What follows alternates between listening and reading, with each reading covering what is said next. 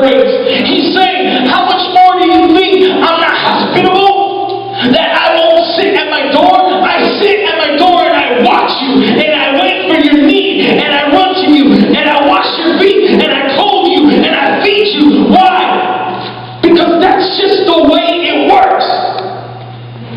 God doesn't just sit there and watch you go through what you're going through. He knows your needs. But have you entered into the open door to approach Him? Because the foolishness of God is wiser than man, and the weakness of God is stronger than man. For ye see your calling, brother, how that not many wise men after the flesh, not many mighty men, not many noble are called.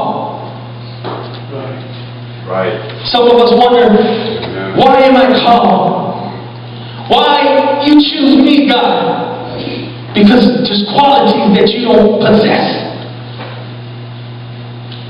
You're not strong, you're weak. You're not wise, you're foolish. You're not noble. If you were, He wouldn't have called you. But there's a purpose for that. It's not to belittle someone's intelligence. It's not to belittle someone's strength or someone's character. It's to show you, compared to God, you are nothing. But God has chosen the foolish things of the world to confound the wise. Right. And God has chosen the weak things of the world to confound the things which are mighty. And base things of the world and things which are despised has God chosen. Yea, and these things which are not, to bring the not things that are, that no flesh shall glory in His presence. Right.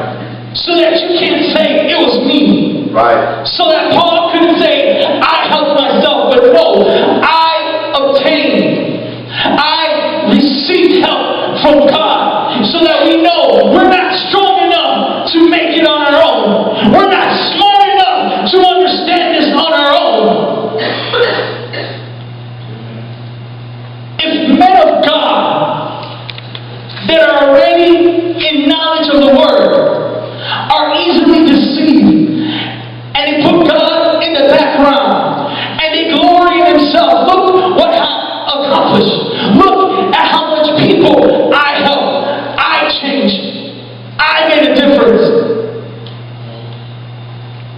When we forget that it was all God, when we stop decreasing so He can increase, there's a change that takes place in our spiritual walk and in our life. But when we acknowledge God in all things, the weaker we are, the stronger we'll be. The foolish we are, the wiser we will be. God blesses those that are obedient to His Word. Why is it then that the church of God, to disobedience, we wonder where He is? How come nothing's happening? You see, it takes for us to see where God is, to know where we are going. Right. Otherwise, we're just walking around in darkness. You see, why do you think that God said, I sit at the open door? Why do you think the Father sat outside His house, and the Bible says that afar off He saw His Son, the prodigal son, came back. He saw Him from afar off. He was waiting because He knew He had to come back. He didn't give up. Why is it? Where was He coming from? From a pig's pen, from the world, from filth, from eating with the swine. When we leave God, when we go into the world, we eat the things of the world, we corrupt ourselves. Right. We fill ourselves with things that are ungodly, and we hinder our spiritual walk. We hinder ourselves from these things. But what happens when we come back? See, He didn't just come back, He realized His wrongdoing. He repented before His Father and He said, I have sinned. When we go to that open door, when we come back, when we are far off. The Bible says that immediately he called for his servants to come robe him, put a ring on his finger, and put shoes on his feet. Why? What does this represent? You see, when he robed him, he was restoring his identity. See, Jacob gave Joseph a coat, and he robed him to give him an identity, to separate him from his brothers. He was restoring to him what he had lost when he left the presence of God. When he put a ring on his finger, it wasn't to be fashionable. It wasn't to go out and have jewelry and be all decorated. He was restoring the family name. He was restoring him once again to his household. Yeah. When he put his shoes on his feet, he was restoring the authority that he had. To anywhere you walk in my house, you have access to anywhere. The Bible says that we walk in the authority of God. Yeah. When we come back to God, he restores our identity of who we are. When we come back to God, he restores his name upon us. He restores that power that comes with the name. He restores the authority that we have. When we call upon the name of Jesus, we have access to all the throne. We have access to all that exists, to every attribute and every character of God. We have access to healing. We have access to financial needs. There is power in the name of Jesus, and that will never change. There is strength in the name of Jesus, and that will never change. God is who he says he is, not who you think he is. The preacher said it best Sunday night: do not quit. Right. It's easy for us to give up. You see, but it's the mercy of God that sustains us. How wonderful it is that God called us out to serve him, to live a life that is righteous.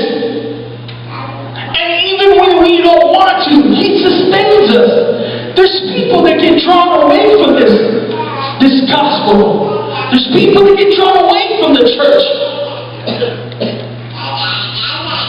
But the fact that we are still here, in the midst of our problems, in the midst of your struggle, alcohol does not have a hold on us.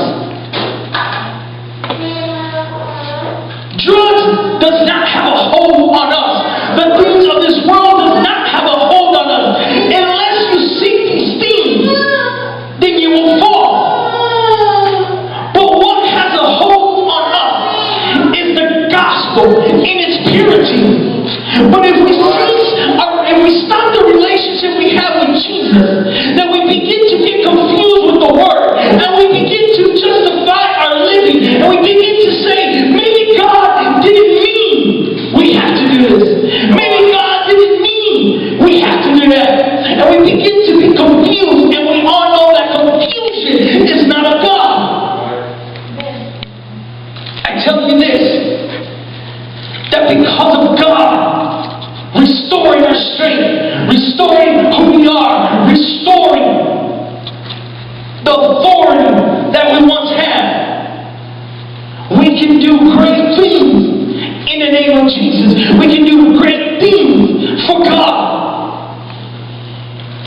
You see, the enemy has given his best shot at us, but we're still here. The enemy has tried to destroy marriages. The enemy has tried to destroy ministries.